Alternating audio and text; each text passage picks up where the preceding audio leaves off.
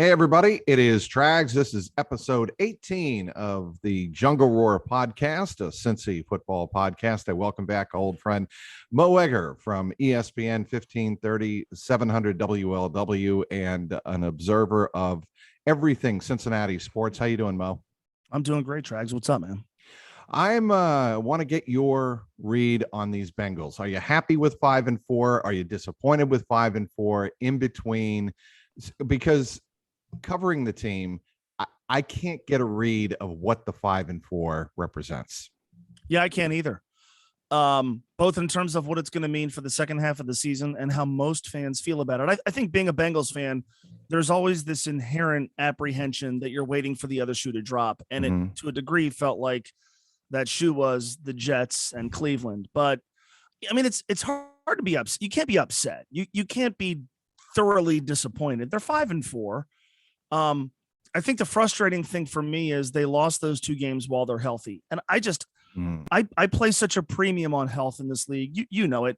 The teams that are most well put together from a health perspective often are the ones standing at the end. And who knows when that's going to fall apart? You expect it to fall apart. It's the NFL. That's how it works. So you went into New York pretty much intact. I mean, we're in late October, early November, and there's nobody on the injury report. You got to win those games, especially against inferior opponents, especially when you're up by 11 late. So that to me is frustrating. And, you know, I think the part of it that's hard for a lot of people to reconcile themselves with is we love Joe Burrow. We're smitten with Joe Burrow. Joe Burrow is the guy. Joe Burrow has also shrunken this team's margin for error by some just mystifying mistakes. And so you could look at it one of two ways. If that persists, then this team is not going to realize its full potential. But if you believe that Joe Burrow can make a, second half of year 2 leap and eliminate some of those mistakes, it can offset some of those issues that may arise in the second half, like the defense regressing or injuries becoming a factor, and he can carry this team to the playoffs. I think that's entirely possible. I also think it's entirely possible that doesn't happen and the defense performs more to the level that we thought it would, or more to the level that it did against the Jets and the Browns. And maybe injuries catch up with this team and some of those 50-50 games don't go their way and they're sitting there on the outside looking in. So my thoughts on Joe Burrow are the following. I think he feels he has to take the team on his shoulders too much. And I think that's because they haven't demonstrated an ability to run the freaking ball. And if you can't run the ball, and Joe Burrow sees this, obviously, when he hands off the ball, and too often when they are third and short, and this has been a big bugaboo for this team and a big point of emphasis early this week, and before they went on the bye, CJ Uzama pointed this out on Monday. They got to be better on third and short running the ball. Run the ball when teams know you're going to run the ball. I mean, the perfect example of that is after Jesse Bates' 66-yard interception return that wasn't 67, and you have 4 shots at the one, and you literally move backward running the ball. I mean, the first 2 plays were runs, and they went backwards. That can't happen. No, it can. It's interesting. I was thinking about this earlier this week. If you looked at Joe Mixon's numbers and projected them ahead to the second half of the season, understanding there's an extra game, right? He's on pace for 1,200 yards. He's on pace to rush for 13, 14 touchdowns. He's on pace for about 50 catches. You look at it statistically, he is averaging exactly his yards per carry total for his career, 4.2. Heck, he's 1/10 of a yard behind Derrick Henry's yards per carry average. But does it feel like he's having a good year? No, because I'll tell you why. I'll tell you why. When they need to run the ball third and short, they're horrific, Mo. They just cannot move the defensive line. They can't create the gaps. Like CJ said this week, we need to be able to give him a sliver of a gap, and he's going to get us 1 to 2 yards. And maybe if we give him that, he'll turn 1 or 2 yards into 3 or 4, and bingo, we move the sticks. Yeah, I love how he ran and how the running game worked against Pittsburgh, where it just felt like he was following his blockers, and his blockers were blocking the right guy, and they weren't 40, 50-yard runs, but they were enough. He averaged 5 a carry in that game, and I thought, all right, this is how the run game should look like. And if you're asking Joe Mixon to reel off these 30, 40-yard runs, you're asking a little bit too much, but he's not going to need to. And since that game, that part of the offense has left a lot to be desired. And again, on one hand, you could look at the numbers and go, Joe Mixon's not a problem. The running game's not a problem. But if you watch this team and if you watch them situationally, and you're right, There have been so many moments where you thought, okay, they can get 2 here on the ground. They get 1. Where they just don't execute, where you would think a running back of his caliber and an improved offensive line would be able to execute. The run game, it's all the cliched stuff. As the weather gets colder, as these games get closer, all that sort of stuff. AFC North games, and AFC North games, all that stuff. They've got to tap into that more. There's no question. I think one solution to that also, Mo, is being able to throw the ball short, check downs. If you ask me one area where I think Joe Burrow can improve his game, it's not, okay, 50-50 ball. It's 50-50 ball when all hope is lost. Go for Jamar. You've got to be better than that. And he's got to be able to check down to CJ. He's got to be, we saw some of that early on in the game against the Browns. The first 2 drives, I thought Burrow's play mix and Callahan and Zach Taylor were very good. You got to be able to check down to CJ Uzomah. I want to see more of Chris Evans.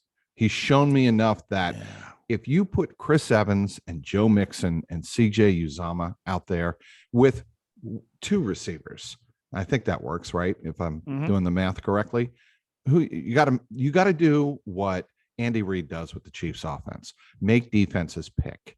And I don't think the Bengals, when they go out 3 wide, 4 wide, you're telling the opposition, the defense, what you're going to do. Yeah, it just seems very uncreative. All right, we're going to let Joe do what he did at LSU, which is we're going to spread the field, let him make a read. And I get it to a degree, right? We're going to spread these guys out, and there's no way the defense has enough DBs and quality linebackers to cover them all. At the same time, it looks schematically really easy to defend. It just, to me, highlights a lack of creativity. You mentioned Chris Evans, who I'm a huge fan of, and maybe you wonder a little bit because he had the breakout game, if you will, against Detroit. Then he didn't play against the Jets because of the injury, and he wasn't really a factor against the Browns. Yeah, so what if that's not an issue? What do they build on from the Detroit game? But yeah, you're right. It's felt to me like even the usage of Tyler Boyd in this offense leaves a lot to be desired. I thought Tyler Boyd really stood a chance to have a high volume catch year because he was going to catch short stuff, slants. He was going to be matched up against slot corners and linebackers and maybe safeties. And you could figure out a way to design stuff for him. And that really hasn't materialized. You see glimpses of it with CJ. You saw the glimpse with Chris Evans. Heck, I mean, again, Joe Mixon's on pace to catch 49 balls this year, but there's a role for him in this offense that they've never really tapped into going back to beyond 2021. But yeah, it feels like their offense is all right. Spread the field, Joe, make a read, and I don't think that's sustainable. And I don't think it's fair to a quarterback who's still, pretty inexperienced in the NFL. There's for all of Zach Taylor's attributes as a head coach, and I've come to believe that there are many. There is a lack of just vision and creativity on offense that you would like to see become less of a thing in the second half. I also think he is quietly stubborn. I think we get fooled looking at how pleasant he is. He comes off, and he does. He comes off very pleasant. He's affable. He's affable. He's smiling. I think for the most part, he's very genuine. But I think he is incredibly stubborn. And you know how you know this, Mo? He is not going to give up play calling duties. That's just not going to be part of his MO. No pun intended. He's just not, he's not going to do that. And I don't know if that comes across to you the same way, but I think he's stubborn, and he's like, this is my offense. This is my vision for what Joe Burrow should be. And I'm going to stick with it. I wonder about that. Yeah, I do too. I wonder if everybody sat down, and I would like to think this would happen by the end of the year. But if you go back in the first half of the season, they were healthy. Everybody loves the quarterback. The offensive line has been okay. They have great weaponry. T. Higgins missed a couple of games, and Joe was hobbled a little bit, but for the most part, they've been intact. And yet they went through these huge lulls offensively. The first half against Jacksonville, the entire Chicago game, where the first half against Detroit, for that matter, they were horrific, just spinning their tires. And you go, okay, well, got the quarterback, line's better, weaponry's good. Okay, are the pieces not being put in the right place? And I think that's worthy of examination. And I think you're right. I think to a degree, Zach is stubborn. You would like to think that maybe at some point by the end of the year, if that persists, that a conversation can be had among, the people who make decisions and go, okay, man, there's there's a lot. There's a lot to like about Zach Taylor, that the culture has changed. The team plays for him. The leadership seems to be there. Okay, great. We like this. Now let's examine the offense and what could be done to tap into what they have a little bit more. Does that involve Zach calling the plays? Does that involve bringing somebody in from the outside? Does that involve giving Brian Callahan a chance to run the offense autonomously? I don't know the answer to that, but to me, that's one of the things that really is a storyline in the second half of the season. Does the offense get out of the rut that we've seen it be in over the first 9 games? And if it does, what do we attribute it to? And if it doesn't, what do we attribute it to? And I think, again, if you like the pieces and you like the quarterback and everybody's healthy, well, then are the guys being put in the right spots? And I think you're being very fair if so far you conclude that the answer is no. Right. And I just think that, you touched on it. One thing that I didn't see it to this degree, Mo, that I did not see the culture in that locker room changing as drastically as it has. And certainly Zach Taylor deserves some credit, but the players deserve the credit in my estimation. And the two guys I really want to touch on are CJ Uzama and Jesse Bates. And to a lesser degree, I certainly should put Joe Mixon in there. I think he has stepped up in terms of big time this year. But their leadership in that locker room is much better. And I think it's much stronger. And I think Zach Taylor deserves credit for enabling those players. And look, what they did after the Jet game, you can say it, the cynics in all of us can say, well, they did the what is it? The I can't think of the word, the happy trio, the gang of 3. Anyway, they did that to get out of MetLife Stadium in a hurry. I don't think so. I think they legitimately wanted to show a solidarity and a front that they were unified, and these weren't going to be the same old backbiting Bengals, right? And I think what CJ Uzama said after the loss to the Browns about his conversation with Jamar Chase was significant. I think the fact that he was like, look, it's not on any one player's shoulders. It's on all of us to do better and just do what we can do, but don't think that you've got to carry everybody. And I think that's where a lot of the culture has changed inside that locker room. Yeah. And, every coach in every sport, they get the gig and they talk about culture, but it did feel like it took 2 years for the team to be constructed in the image that Zach had. And you're not hearing and reading about him losing the team. And look, I really do think if you examine the first 2 years, and I think you and I talked about this before the season, every conceivable thing conspired against Zach Taylor having success, from the timing with which he got the job to the timing with which the staff was assembled to, walking into a team that the front office that first year really didn't make any better. The quarterback situation, Andy Dalton was kind of a lame duck. Nothing worked. Jonah Williams gets hurt in OTAs. AJ Green gets hurt the first day of camp. If it could work against Zach Taylor, Cordy Glenn didn't want to play. I mean, there were just 1,000 things that just worked against him. So, okay, they go 2-14. And then last year, COVID, rookie quarterback, the Carlos Dunlap situation where he clearly wasn't on board. I think it said something, though, watching that team through its first 2 years. I never thought, God, they've quit on their coach. I never thought, boy, it looks like they don't know what they're doing. I really didn't buy the stories about losing the locker room. I thought that was a couple of holdovers from Marvin Lewis, expressing frustration, and some of them leaking their issues to a handful of members of the media. But as I watched the team, again, at the end of the year last year, Zach Taylor beat the Pittsburgh Steelers with Ryan Finley completing 7 passes. And then the following week, when I thought, all right, this team's going to mail it in, they got their win. It's week 16. They're moving on. They went to Houston and won. And no great accomplishment, but with a backup quarterback and Brandon Allen. And I thought, okay, all of this really reflects well on Zach Taylor. Of course, 2021 is all about winning games. Well, so far he's done that, and that's great, and that's to his credit. And I'm comfortable, and I think most Bengals fans are comfortable with the idea of Zach being the head coach. But again, within that, are we comfortable with him being the primary play caller? And if you went to Zach and said, hey, we love XYZ, but there's 1 or 2 things about what you're doing that we're going to have to address, and it's primarily play calling. And so we're going to have to examine that. I wonder, what would his reaction be? He wouldn't have, if his boss came to Duke Tobin, if the Brown family came to him and said, Zach, you're the coach. Great. We're not going to call plays anymore. We're not reducing your salary. What's he going to do? Right.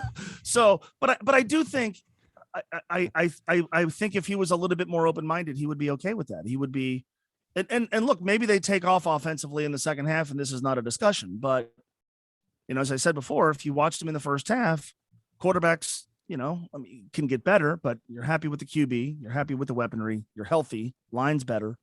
Why does this offense spin its wheels?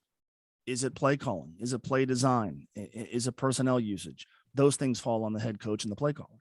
So Jesse Bates, Joe Mixon, and Tyler Boyd. What I could not think of the phrase, the three amigos. That's what we called them. Three amigos. Yes, thank you. It's too early in the morning. It's early. Tape. I know. Nobody going to care about that anyway. Look, we haven't talked about the defensive side of the ball. Throw out the last 67 minutes of game action. I think this defense is much, much, much improved over 2020 and obviously 2019. But I'm getting concerned that they're starting not to get to the quarterback again outside of Trey Hendrickson. Yeah. I'm starting to get concerned that they are not good in space again, that their linebackers are being isolated, and that's only going to be attacked more with Akeem Davis-Gaither apparently out for the year with a foot injury. I am concerned about the defense holding up over the second half of the season with some of the offenses they're going to see. I think Lou Anarumo's done a fantastic job in terms of using the personnel. I think Duke Tobin did a great job of reformulating the defense in the offseason.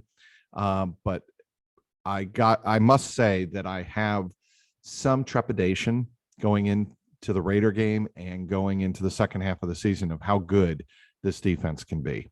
Yeah, I share those concerns, and I would add to it that they're still sort of making it up on the fly in the secondary, and injuries Sure have are. something to do with that. But and good for them for doing it. I mean, Vernon Hargreaves is a former first-round pick, and so that's the kind of player that a lot of teams would like to give a flyer to, and they have, and good for them for not standing pat. But yeah, look, I mean, there was a reason why they drafted 3 edge rushers, and unfortunately 2 of them can't play. It's because they needed to emphasize getting to the quarterback, and Trey Hendrickson has been fine. I think to a degree he's been a little bit of a pleasant surprise for those who thought that his sack total last year was a function of circumstance and the defense that he was in and stuff, but it's not been there consistently.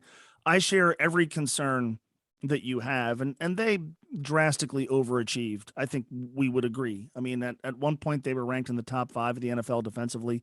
This is not a top 5 defense. No, and I think and not to interrupt you, Mo, but I think that Baltimore game, that's when people were like, wow, this defense is going to be one of the best in the National Football League. And I was like, okay, if they can keep this up over a long period of time, I'll buy in, but it's one game. Yeah, and where do you look at him if you're an offensive coordinator on a Monday night, you're sitting down to work on the game plan? Where are you looking at this defense like, okay, we have to keep this player or this position group from destroying everything we're trying to do? It doesn't exist on this team. I don't know that there's not a difference maker. And I don't know about that. I'd say the 2 guys in the middle of the defensive line are where I'd start. I would start there, but I mean, DJ Reader and Larry Ogunjobi, they've played well. Are they unblockable? I mean, are you like, holy crap? No, we have to. I see where you're going. Are they productive players? 100%. Right. But do they? I don't know. For me, as if I'm rooting for the team playing the Bengals, I'm not laying awake on Saturday night thinking, oh my God, DJ Reader's going to screw up our offense. And again, I mean, most really good defenses, it's not like there's 11 Pro Bowlers. But I don't know that there's a player that you just sit down and go, boy, this guy can just wreak havoc on us. Reader and Ogunjobi might be the most likely players you would say that about. But Jesse Bates has underperformed this year by his own admission. I was going to get to that, but continue. The corners, we've watched a lot of Eli Apple this year, and I'm not sure that's a good thing. There's a reason for that. And, Logan Wilson is fine. Okay, why the hate?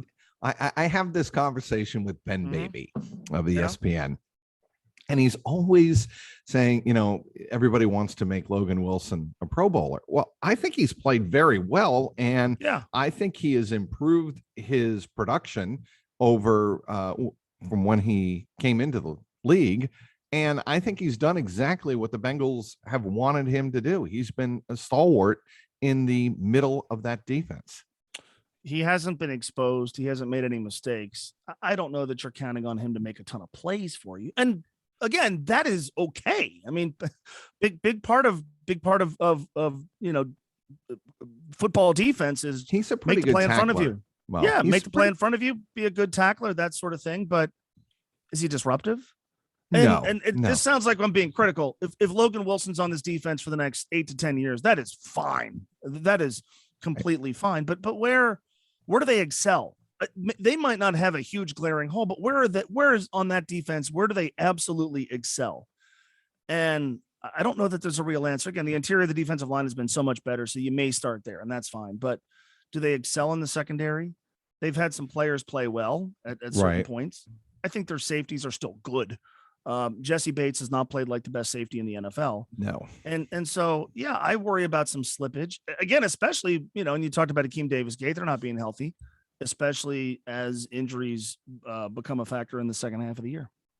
So we're going to go over Jesse Bates' numbers, and the 4 columns that stick out are tackles for loss through 9 games, 2, 1 quarterback hit, 1 pass defense, and it was the interception return to the Jet 1 yard line. That's it through 9 games. And look, full marks to Jesse on Monday saying, I got to be better. Yes, maybe the contract situation coming into the season was on my mind, and I let it affect me psychologically, emotionally, and it got to me. And but I'm going to be better. And I promise you're going to see a different Jesse Bates in the second half of the year. Some of the statistics, I forget who it was in the Zoom call, brought this up to Jesse, said, your numbers have been better in the second half in the years you've been with the Bengals. So I ask you, Mo Egger of ESPN 1530 and 700 WLW, the big one. Are we going to see a much improved Jesse Bates, and will he be one of the reasons the Bengals defense gets much better in the second half? Yeah, I'll defer to his track record, and I'll defer to him kind of understanding, okay, I underperformed in the first half, and I have an opportunity in front of me to still be paid like one of the best, handful of safeties in the league. And I appreciated his candor, and I appreciate what he said to me. I think we can all empathize with. His feelings are hurt. I mean, he asked for A, the Bengals countered with B, and any of us who have been in that situation, it hurts. I don't care if you're talking about the kind of salaries that football players make, or the average salary of a normal person. There's uncertainty. Uncertainty is never good, and he's hurt, and that can always impact how you go about your job. At the same time, I'm a big believer in, if someone feels a certain way about you, don't give them more of a reason to feel a certain way about you. If you're at work and they think you're sort of a goof off and you can't get projects done on time, it's probably not a good idea to be the office prankster. So if they feel that you're not the best safety in the league, don't give them ammunition to feel like you're not the best safety in the league. And that's what this whole summer long conversation was about, right? Is he the best safety in the NFL? Right. And I don't know if he is or isn't. I'm not qualified to say that he is, but if he feels like he is, and he thinks he should be paid accordingly, well, then you're going to have to go out there and play like the best safety in the National Football League. And unfortunately, what he's done is, I think to a degree, he has enabled the Bengals to kind of dig their heels and go, yep, this is why, we lowballed you. So is there time for him to turn it around? 100%. And I defer to his track record. I defer to the fact that I've watched this guy get better every single year. But if we were to write down a list of, I think, some of the bigger disappointments of the first 8 games, of the first 9 games, I think we would say that Jesse didn't perform to the level that we thought he could, and that I think that Jesse knows he can. Does he figure it out in the second half? I'll certainly give him the benefit of the doubt. But again, if he wants what he spent the summer trying to get, he cannot perform over the course of the next 8 weeks the way he performed over the first 9. No question about that. And I think most Bengal fans know this. He fired his agent and hired David Mulugheta to try and get that big deal. And that happened right around the time that the Vikings gave Harrison Smith the big deal. making him I believe at the time, the best paid safety in the NFL. And that was right around when the Bengals, of course, opened up against Harrison Smith and the Vikings. And I think that all played into Jesse's thinking. And I think it has taken him the first half of the season to get over it. Now understand that whether or not Mulugeta is going to get me, a contract that's commensurate with Harrison Smith or not, I got to be better. And I got to be better for the guys that I'm playing alongside. Maybe he gets franchised next year. Unfortunately for him, I think it's looking like it's trending that way. It does. And, understandably so. And I think the Bengals, here's what I hate about this whole thing is what it does. And I have spent a lifetime being critical of the Bengals for any number of things, but what this gets portrayed, I think we all have. Bengals being cheap, right? Well, look, they felt like AJ Green at one point was the best wide receiver in the NFL, so they paid him as much. They felt like Geno Atkins was the best defensive tackle in the NFL, so they paid him as much. If they think you're good enough, they will pay you. They don't think he's good enough. Despite what their Twitter feed may say, they don't think he's as good as Jesse Bates thinks he is. And Jesse Bates has amplified the Bengals' position. That's almost inarguable. So what does he do to reverse that in the second half of the year? And I what I would like to think is, and trust me, as a fan, I think every fan would have wanted Jesse to play at an all-pro level where you're like, dude, Duke, Katie, Troy, pay the guy, give him a blank check, but he didn't. And so now what you have to be fair in doing is saying, well, God, you know what? Maybe the Bengals got this right. Maybe their position, which it wasn't like they didn't want him. It wasn't like they, are trying to shove him out the door. They want him to be a part of the team.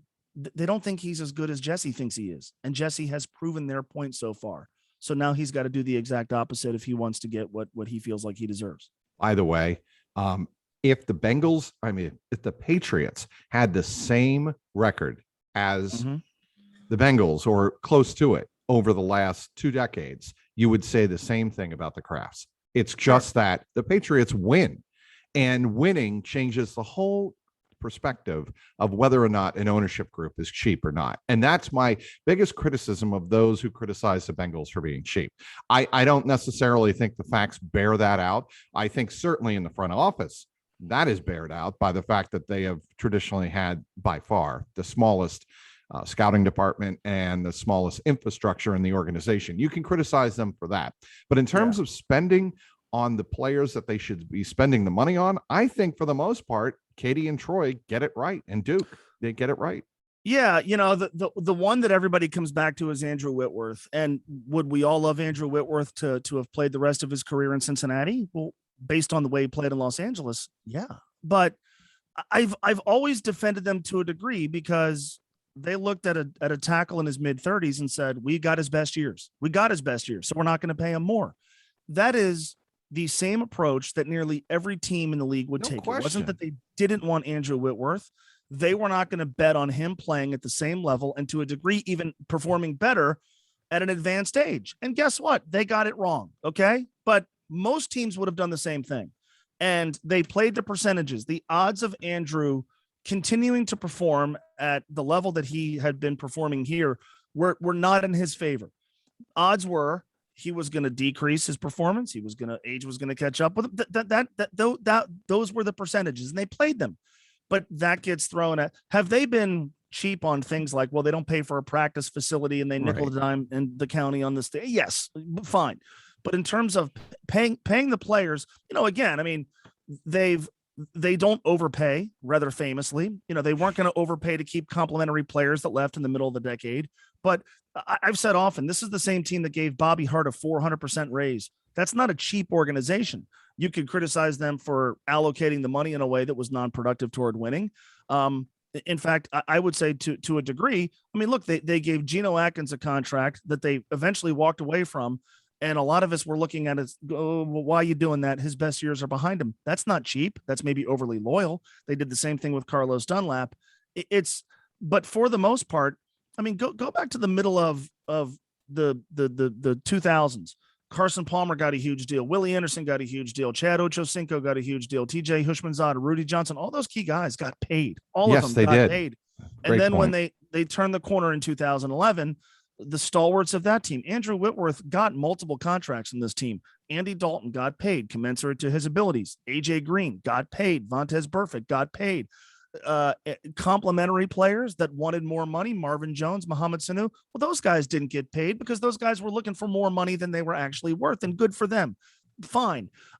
Kevin Huber got paid. I mean, I can go down the list and recite for people the number of key guys in this organization that the Bengals paid market deals to. AJ Green briefly was the highest paid wide receiver in the NFL.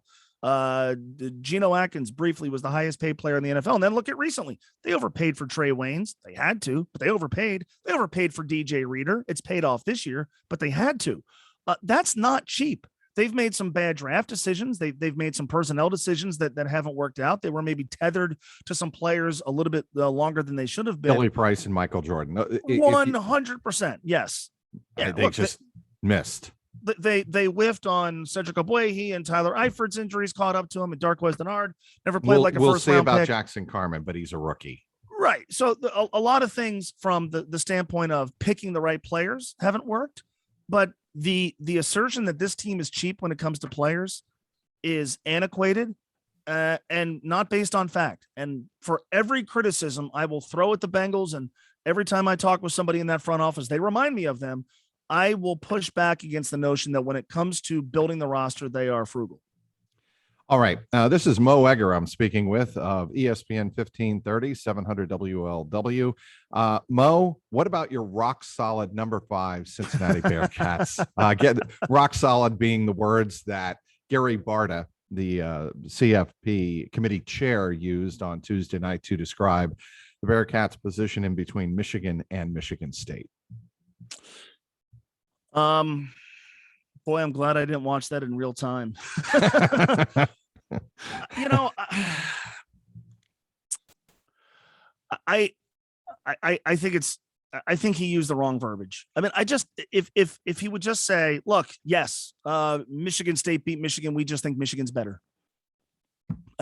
Don't go into, well, watching games is a part of it. I mean, it's a huge part of it. And while, the different data points suggest, well, then people are going to say, well, what about the data point of the scoreboard when the two teams played head to head? It does make you wonder if you're as paranoid as a lot of people are. Okay, well, if head to head's not going to matter in that case, what's head to head going to matter for Ohio State and Oregon? And what could head to head matter down the road for UC and Notre Dame? I'm not as worried about that as a lot of people seem to be. It highlights the flaws of this process, but all that's going to take care of itself. The Big Ten, the way the pieces have fallen so far in the Big Ten doesn't concern me as much, because Ohio State and Michigan State are going to play, and chances are Ohio State's going to eliminate Michigan State from the conversation, and then Ohio State and Michigan are going to play, and one of those two teams is going to eliminate the other from the conversation, and then there's still a Big Ten championship game to be played. So, but the verbiage, if you lack faith in this process, as most of us do, it didn't do anything to dissuade you, and so.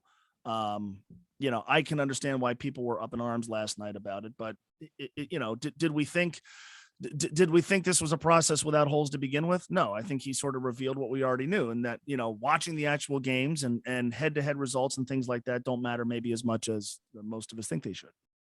Yeah, I think I am of the belief, Mo, that if the Bearcats win their final 2 regular season games in the AAC, that they are going to wind up in the playoffs somehow, some way. I don't think a 13-0 team doesn't wind up in that number 4 spot in the CFP. That's my sense. And it's subjective. And I think the whole process is overly subjective, way too much so. But I, believe in what the Bearcats have put out on the field. Yes, they've had some close calls. I've been there for those close calls. I mean, the game against Tulsa to me was maybe the most alarming. I mean, people will point to Tulane, but they really pulled away in that second half. And you were there, right? I was. Yeah.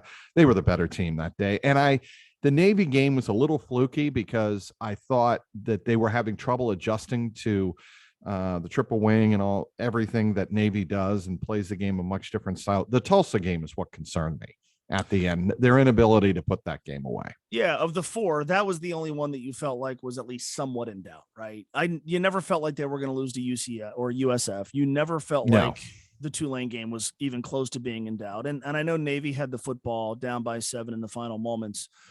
If you have to ask Navy to throw exclusively, what happened, which was Arquan Bush making the pick, was always going to happen. That's I felt comfortable there. Didn't feel comfortable against Tulsa. And what was most frustrating to me about that game specifically was you're up 28-12. You have the football after a turnover. You get to roughly midfield, and you can't put this team away. And the one thing that I think is true about these last 4 games is there have been these points where you felt like they're a score away or a stop away from salting this game away for good, and they haven't done it. They didn't do it against Tulsa.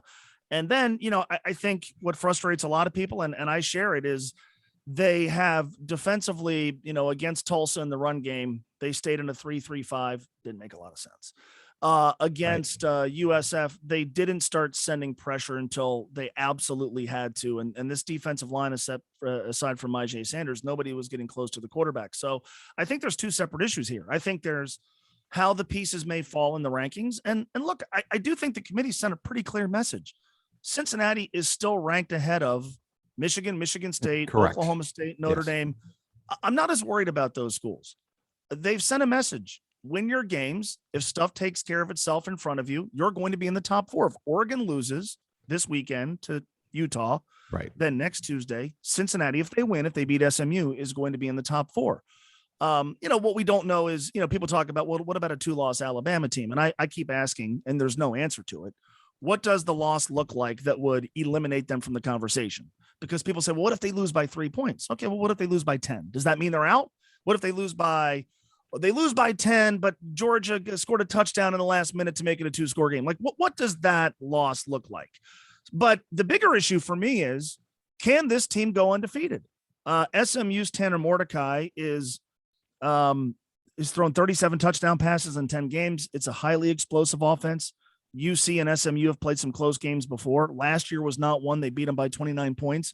But with the way this defense has played, I mean, that USF game, what was most alarming was they scored a touchdown on a slant where a guy takes a bad angle and he outruns the defense. That stuff happens. What is not supposed to happen is converting on 3rd and 10 repeatedly, converting on 3rd and 16 repeatedly. That happened on a 75-yard touchdown drive. It happened on a 98-yard touchdown drive against a defense that is supposed to be one of the best in the country. So what holes and issues are revealing themselves defensively that SMU can expose, that ECU can expose with a veteran quarterback, and that ultimately, assuming they play him in the championship game, that Houston can expose? I'm kind of more into the football part of this. Can this team, I think the good news is we're done worrying about margin of error. We're done watching these games, thinking about style points. Right. That has been a truly miserable way to watch football, right? Yes. Your team's up 17 points. Just and you're win still the game. nervous. Find a way to win the game. I mean, I texted a buddy of mine on Friday night. I'm like, I'm on edge and it's 31-7. And I don't think there's a chance in hell that USF is going to win this game. But, oh my God, what if they only win by 10? I think those days are behind us, and that is a credit to the opponents they play. I know SMU is not ranked. I know they're not a huge name brand, but they do have a road win against TCU, and TCU is not very good this year, but that's still pretty tough to do. ECU with a quarterback in Holton Ahlers, who has had success against Cincinnati before. That game scares me to death. It's a Friday after Thanksgiving, and yes, if UC goes there 11-0, that's a huge civic event in Greenville, North Carolina. Yep. And the Houston game is going to be very, very challenging as well. So I tend to think that if the Bearcats can handle the football part of it, then the metrics part of it and the committee part of it is going to take care of itself.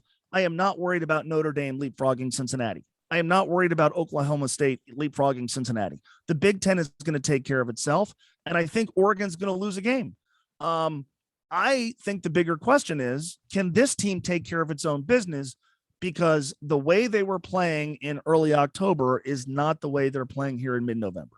And I am of the belief that, believe it or not, that I think I would rather go up against a quarterback who is going to try and throw the ball against the secondary and against his pass defense than run the ball. And the reason I say that is based on what I saw with Navy and Tulsa. Teams that can power run out of different looking formations have been able to run the ball up the middle against the Bearcats. That's what concerns me, and hold on to the ball. Yeah, Tulsa was not exactly reinventing offensive football. It was just, hand it off, send our 2 big backs at you, run you over, and it worked. Yeah, and it was, shorten the game, minimize possessions. I completely agree with you. I think this team's going to be fine. But again, top Fluky end things happens. Yes. yeah, fluky thing. It's hard to go undefeated. We talk about it as if it's just second. Oh, they'll go 13. No, it's really hard to go undefeated, and they are playing good offenses, quality teams. Houston is playing very well right now, and again, that ECU game. If the Bearcats win on Saturday, I'm going to instantly be uneasy about the game against ECU. But again, I think all this stuff gets shoved to the background because it's easy to yell at the committee and it's easy to rail against the process. And I can do all those things, but I think they've sent a message. If you take care of your shop, you're going to be invited. So can the Bearcats take care of their shop? They're dealing with an extraordinary amount of pressure. I have felt like at times in recent weeks, offensively in particular, that they look like a team that's wearing the weight of the pressure of playing perfect and finishing with an unbeaten record. I do think offensively, the bright spot of the USF game is I think they did tap into some things that they could apply moving forward. Without Jerome Ford, I thought the running game had a little bit more variety to it. And USF said, we're not going to let you beat us deep. And the short passing game, which really hasn't worked to the extent that it should this season, suddenly flourished. And so what can you take from those two things that you could apply to these next three? Especially with a guy like Josh Wiley, you've got to get him more involved. And No I doubt. think they're going to probably wind up doing that. Well, it's been a blast as always, Mo. Anything you want to promote? Anything coming up on ESPN 1530? Me just yammering away. That's what we do. That's what they pay us millions and millions and millions of pennies to do. By the way, I can't get over your display behind you. It's just one of the best backgrounds I've ever seen on any Zoom. I love it. This was all constructed in the era pre-Zoom, so it's I've done it with like my kitchen in the background. I did one for my daughter's toy room, and this is still better than that. Well, it's been great having you on, Mo. You got it, man. Anytime. All right. That is episode 18 of the Jungle Roar podcast. Want to thank Mo Egger for joining me. Of course, you can follow him on Twitter, and please do tune him in on ESPN 1530. Mo, your hours are again 3 to 6 Eastern, 3 o'clock to 6. 3 to 6 Eastern. Very good. All right. For Mo Egger, I'm Mike Petraglia, and this has been the Jungle Roar podcast.